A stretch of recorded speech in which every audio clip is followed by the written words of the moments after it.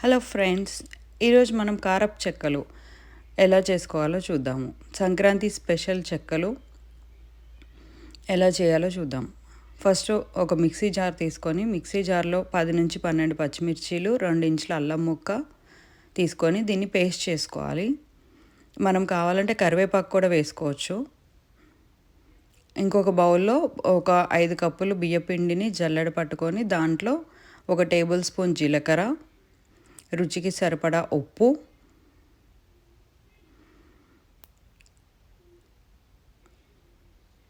ఒక 2 to 3 table spoons నానబెట్టిన పెసరపప్పు. నేను ఈ పెసరపప్పుని 1 గంట సేపు నానబెట్టుకున్నాను. నానబెట్టిన పెసరపప్పు ఒక 2 టేబుల్ స్పూన్స్, ఇంకొక టేబుల్ స్పూను నానబెట్టిన శనగపప్పు వేసుకున్నాను, 1 టేబుల్ స్పూన్ నువ్వులు. నేను ఇది 4 కప్స్ రైస్ ఫ్లోర్కి ఇంత కొలత తీసుకుంటున్నాను. మనం ఇందాక పేస్ట్ చేసి పెట్టుకున్న అల్లం పచ్చిమిర్చి పేస్ట్, కరివేపాకు అన్నీ వేసుకొని ఈ ఇంగ్రీడియంట్స్ని అన్నిటినీ కలుపుకోవాలి.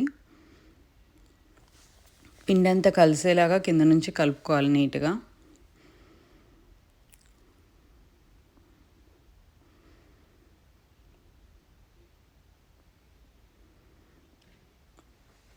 అన్నీ బాగా కలిసిన తర్వాత ఇప్పుడు దీంట్లో ఒక 2 టేబుల్ స్పూన్స్ బటర్ వేసుకుంటున్నాను నేను.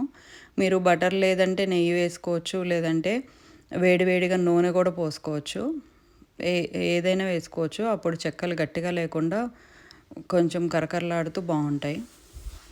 ఈ స్టేజ్లో ఇప్పుడు కొంచెం ఉప్పు కారం సరిపోయిందో లేదో చూసుకోవాలి.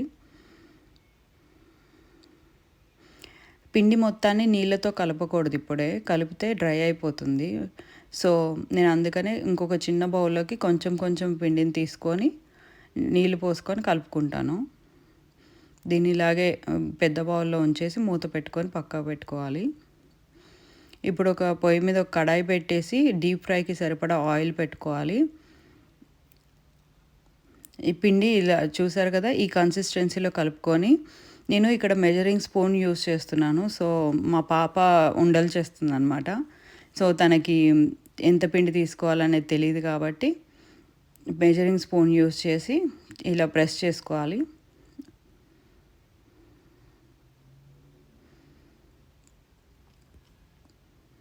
నూనె కాగేలోపు చెక్కలన్నీ ఒత్తి పెట్టుకోవాలి.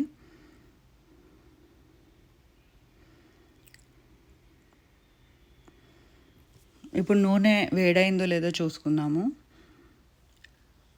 చూసారు కదా, నూనె హీట్ అయింది. ఇంకా కొంచెం కాగాలి. సో నేను దీన్ని ఫస్ట్ దాన్ని దిష్టి తీసేసి పక్కకు పెడుతున్నాను. తర్వాత ఇప్పుడు కొంచెం నూనె హీట్ అయిన తర్వాత మా అబ్బాయి చెక్కలన్నీ ఒత్తి పెట్టాడు రెడీగా. సో మా మేడం గారు ఉండలు చేస్తున్నారు.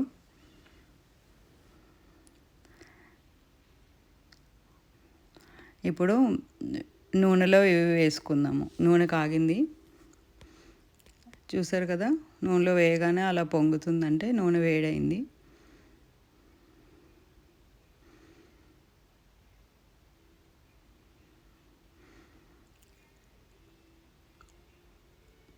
ఆయిల్లో ఎన్ని పడతాయో చూసుకొని అన్ని చెక్కలు వేసుకుంటే నిండుగా ఒక సైడ్ కాలిన తర్వాత ఇంకో సైడ్ తిప్పుకోవాలి. మనం ఇవి కారం వేయలేదు, పచ్చికారం వేసాం కాబట్టి ఎక్కువ ఎర్రగా అవ్వనవసరం లేదు. కొంచెం ఉడకారితే చాలు, తీసేసుకొని పక్కకు పెట్టేసుకోవచ్చు. మరీ ఎక్కువ కాలితే కూడా చేదు వస్తాయి. సో ఇలా కొంచెం కలర్ చేంజ్ అయ్యి ఉడకాగిపోతే చాలు, తీసేయచ్చు. ఎలా ఉన్నాయి చెక్కలు? బాగున్నాయి. తన్వి, నువ్వు తింటున్నావా? ఎలా ఉంది? థ్యాంక్ యూ అమ్మా, ఇద్దరు బాగా హెల్ప్ చేశారు.